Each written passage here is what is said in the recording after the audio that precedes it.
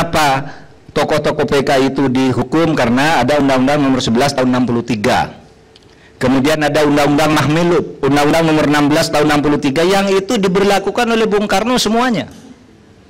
Undang-Undang Mahmilub itu diberlakukan atas Kepres Bung Karno nomor 370 tahun 65. Ketika itu Pak Harto mengatakan, Bapak Presiden, ini bahaya nih PKI karantina ini, saya perlu Mahmilub dipakai undang-undang Bapak ini. Maka keluarlah Kepres. Tentara disuruh mengadakan pengadilan Mahmilub itu. Yang diadili satu, putusannya final dan mengikat, tidak ada banding, tidak ada kasih. Yang kedua, dia juga bukan hanya mengadili militer, tapi mengadili orang-orang sipil yang melanggar ideologi negara. Nah, itu satu. Nah, sekarang larangan terhadap komunisme, Leninisme dan Marxisme itu sudah dituangkan di dalam TAP MPR nomor 25 tahun 1996. Itu sudah tidak ada ceritanya untuk bisa dicabut, itu tidak bisa dicabut. Karena begini, TAP MPR nomor 25 tahun 66 dibuat ketika MPR itu berkedudukan sebagai lembaga tertinggi negara, mengeluarkan TAP nomor 25. Nah, sesudah itu ada amandemen Undang-Undang Dasar, TAP MPR ini tidak boleh lagi ada. TAP MPR yang sifatnya mengatur menjadi jenjang kedua dari tata urutan perundang-undangan itu sekarang tidak ada. Gitu. Sehingga terakhir kali dibuat TAP MPR Sapu Jagat namanya. TAP MPR nomor 1 tahun 2003, semua TAP MPR yang sudah ada diberi posisi lagi berdasar tata hukum yang baru. Lalu TAP MPR nomor 2 diberlakukan lagi, dan sekarang TAP MPR tidak bisa mencabut. Jadi kalau setiap hari orang mengatakan harus cabut, siapa yang mencabut? Tidak ada. Siapa coba sekarang yang bisa mencabut TAP MPR? Tidak ada. Tidak bisa. Tidak bisa, MK itu undang-undang. Undang-undang. Tidak bisa. Nah, yang bisa mencabut itu siapa? Tidak ada.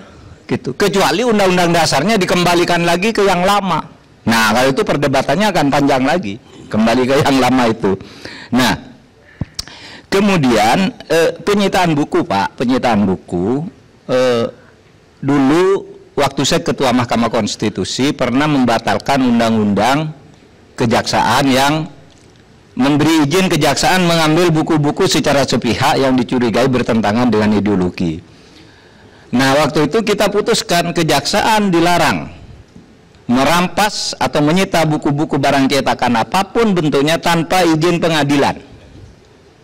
Artinya apa? Artinya orang yang menyimpan buku, mengedarkan buku itu dipastikan dulu bahwa dia akan diadili, lalu dimasukkan kasusnya, lalu minta izin pengadilan. Sambil perkara berjalan, semua buku ini disita oleh negara.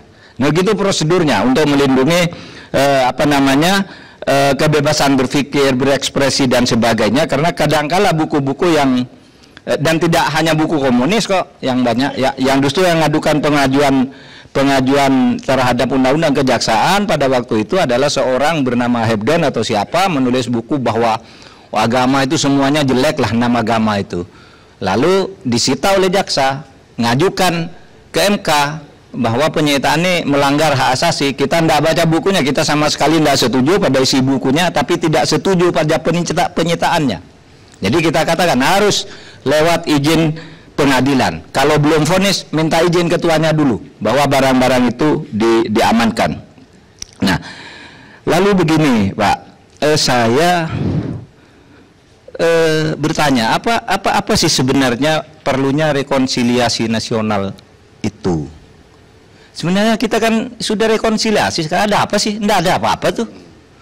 Itu rakyat sudah cair di bawah, kita tidak lagi mempersoalkan anaknya PKI siapa. Sekarang anak-anak turunan PKI sudah boleh bekerja, boleh sekolah, boleh dapat beasiswa semua.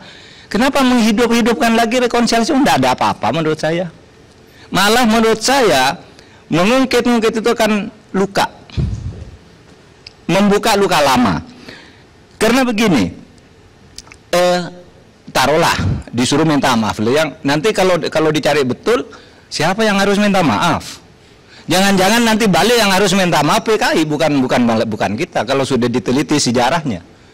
Nah, sekarang ini kan arahnya kalau rekonsiliasi, orang pikirannya meskipun kata Pak Agus Wijoyo tidak, gitu, orang pikirannya negara disuruh minta maaf pada PKI, gitu. Bukannya PKI yang harus minta maaf. Dan PKI itu siapa kan sudah tidak ada yang harus minta maaf dan tidak ada lagi yang harus dimintai maaf. Sekarang ini semua sudah cair, sudah rukun.